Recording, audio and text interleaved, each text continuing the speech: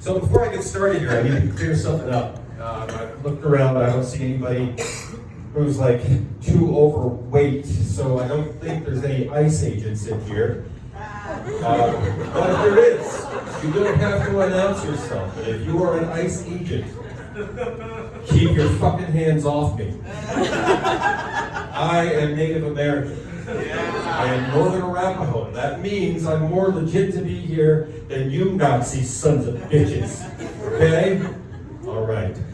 Housekeeping's out of the way, so it's good to be here tonight. Thank you very much. There's been an awful lot of talk about porn tonight, so let me just throw my hat in the ring. Stand-up comedy. I'm also a pre-K teacher. I teach pre-kindergarten, but I used to do porn. Native American porn, to be exact. I was in a porn movie called Dances with Wood. And, I played throws like a girl. I was in another porn movie. It was called Scrotum Pole. I played a guy named. My character name was Dick Liquor. That's Liquor. So don't get any ideas if you are gay. Okay? All right, so I used to make fun of Lander drivers a lot, because I drive down Main Street here, and, everybody's doing like 7, down Main Street. And then the lights kind of piss me off. You get through one green, and then by the time you get to another, it turns red. I don't know why that is. But Lander, a lot of slow drivers here, right? I mean, this is the only town I know of where you can get a speeding ticket for being parked. I heard that they're building a racetrack outside of town. They're calling it the Amish Speedway. So that's something to look forward to. Riverton, though, Riverton's not much better. Nobody in Riverton knows how a 4-way stop works. And it's very easy, the first one there is the one who goes. If 2 cars get there at the same time, the guy on the right is the one who has the right-of-way, right? Very simple, but not in Riverton. Now, if I'm pulling up to a stop sign and I see another guy and he's going to stop about the same time as me, I'll either stop right there or wait for him to stop, and then I'll go a little bit further just so I can be courteous and make it obvious as to who's going to go first. But when that happens, the guy over here always waves me on. I said, no, you had the right way, go ahead. And then he waves me on. I said, no, you go. So then we both go, and then I wave him on. And then he's waving me on. I said, then we both go. And then at the same time, we both go, fuck! So it's very frustrating. Anyway, so I'm married. I've been married for 14 years. We have 2 kids, my wife and I. Thank you very much. Thank you very much. The one good thing about being married is I don't have to worry about dating anymore. And I was never really good at dating. I had girlfriends in the past, and I did go out on dates. I had one girlfriend one time treated me like God. She didn't speak to me unless she wanted something. So,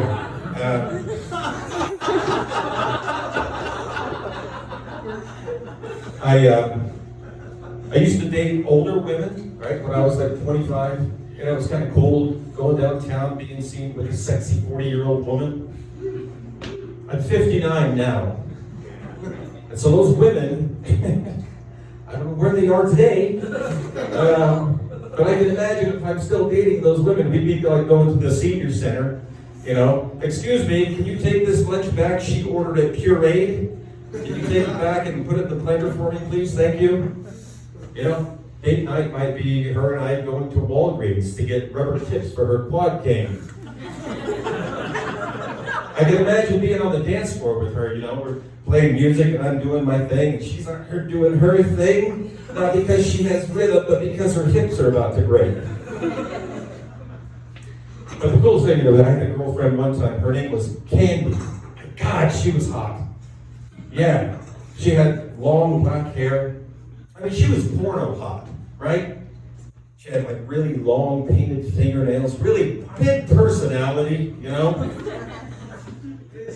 And so we dated for a few weeks, probably 2 or 3 months, and finally over dinner one night, she finally said, are we ever gonna have sex, Ron? I said, yeah, I'd love to. She said, well, what's going on? We've been dating for like 8 weeks and we haven't had sex. And I said, well, I didn't want you to think that I was just after you for your body and your looks. She goes, well, I got that message, but I think we can take this to the next level. I said, okay. So like 2 consenting adults, we started talking about our sexual preferences, the things that we liked, the things that we wanted to try, the things that we didn't like, thank you very much. And then, so we got to the point, she said that her all-time favorite sexual activity was receiving oral sex. And I said, oh. She said, what's the matter? I said, is that a deal breaker? And she said, why? You don't want to go down on me? And I said, well, it's not that. She said, is it against your religion? You don't want to eat me? And I said, yes, Candy, I do want to eat you, but I'm diabetic. I know. What could have been, right?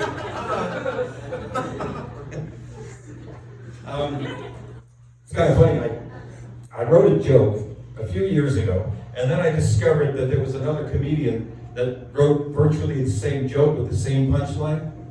Now, I quit telling that joke as my own, but I mention this because there's kind of a funny story that goes along with it. My joke was, I suffer from clinical depression, which is true. And occasionally, I get down in the dumps, and over Christmas break one year, I went for a drive. Came from Riverton, came through Lander, next thing I know, I'm on South Pass, I'm still driving. It's close to Christmas. Pretty soon, I'm in Rawlins. Pretty soon, I'm in eastern Nebraska. I'm in a motel room. My car is parked outside. Snow is drifting up over my car. And I'm so depressed. And I'm thinking my wife's going to divorce me. My kids are going to disown me. I sat down on the bed. And I opened up the drawer. And for the first time, I picked up the Gideon's Bible. Looking for some sort of, I don't know, comfort, some sort of peace. This motel room was really dingy. There was a big dark stain in the carpet. It was probably blood. And I'm wondering, how many old people overdosed in this room? How many people were trafficked in this room? How many pornos, there it is again, were shot in this room?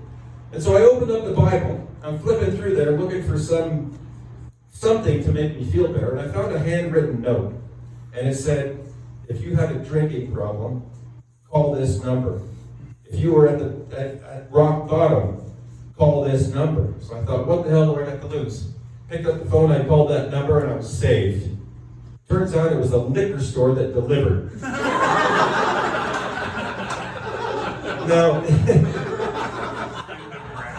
I told that joke, and then there was another guy named Gary Muledeer. I don't know if you ever heard of him. He's been a comedian a lot longer than me, but he told virtually the same joke. His was a lot shorter. So I can't really take credit for that joke. But I put it on Facebook just to kind of as a test audience, and I did some research. I got on Google Earth, and I found a little town in eastern Nebraska. I found a liquor store. I looked up the number, and when I was typing up the joke, I said, so I called up the liquor store. The number was whatever it was, and then the punchline. So then somebody called me about a week later and said, I called that number to see what they said, and I asked if they delivered, and the guy that answered said, you know what? You're like the 6th person that's called here. Maybe we should start delivering.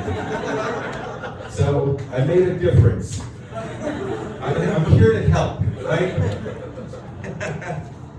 So do we have any teachers in the room? Any teachers? Oh, we have a teacher. What do you teach, man? Social studies. Social studies. What grade? High school. High school. And over here? I'm sorry? Stats. Oh, okay. Well, I'm a pre-K teacher. I don't say preschool because it's actually school. It's just pre-kindergarten, right? And I don't mean to, like, because I don't know you, but one thing that I can't stand is a teacher that they always have something to say about whatever, right? Do you know what I'm talking about? The ones that know everything. They know more about education than, they have better classroom management skills than anybody else. I mean, my God, these people drive me nuts. Well, as a pre-K teacher, I present at education conferences once in a while, and I wrote a song. And I was doing this presentation on classroom management, and I wrote this song. Where's our poet? Oh, there he is. This is going to blow you away, man. So I'm teaching hand washing skills. And so I wrote this song, and if you want to, I don't know, dance or something, you can. It's very simple. So it goes like this. I am washing my 2 hands. Watch me scrub, watch me rub. Always watch before you eat. Let's get started. First I turn the faucet on, not too cold, not too warm. Then I grab my bar of soap, now I'm scrubbing. And it works too. Making bubbles in the sink, lather up, give a wink. I am washing my 2 hands, now I'm rinsing.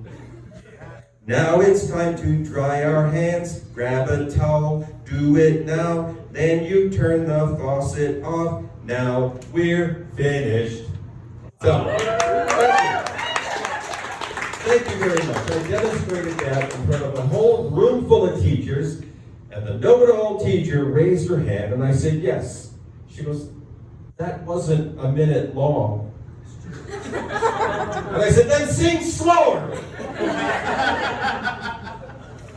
All right, so I'm going to wrap it up here in just a little bit. Do you guys want a joke that you would like to take home and tell some friends? Okay, I wrote this one myself.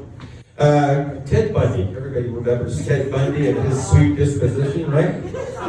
Well, Ted Bundy and his girlfriend were walking in this nature trail one afternoon. They're holding hands, very romantic. As they walk deeper and deeper into the forest, the sun's going down, it's getting dark, and his girlfriend is looking around. Animal noises and all the wind blowing through the trees. They get deeper and deeper into the forest, and this young woman, she says, Ted, it's getting dark out here, and I'm getting scared. Ted Bundy says, you're scared? How do you think I feel? I gotta walk out of here by myself.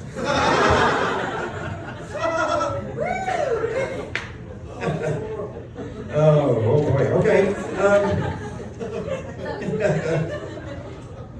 So I'm going to finish this one with a classic joke that I've been telling for a long time. It's one of my favorites. So, I'm Native American. I have a deep respect for the Jewish people as well. And one day, as I was driving down the highway, I was on my way to the powwow, I met a guy who was half Arapaho and he was half Jewish. You don't meet combinations like that very often. He was pulled over to the side of the road. His car was broke down. And so me being the nice guy that I am, I pulled over and I got out to see if he needed some help. And here was this Jewish Arapaho who's kicking his tires and he says, can you believe this? Can you believe this? I paid $12 for these retreads and the damn things didn't last me 6 months. Here I am in the middle of the highway on my way to powwow. I got a back seat full of kosher taco meat and fried bagels going bad. I think I got supports in these moccasins are killing me. And the top of the wall, I think I got the crab from that toilet seat in that casino. Oy vey! Isn't it? Thank you very much, ladies and gentlemen. Have a good night.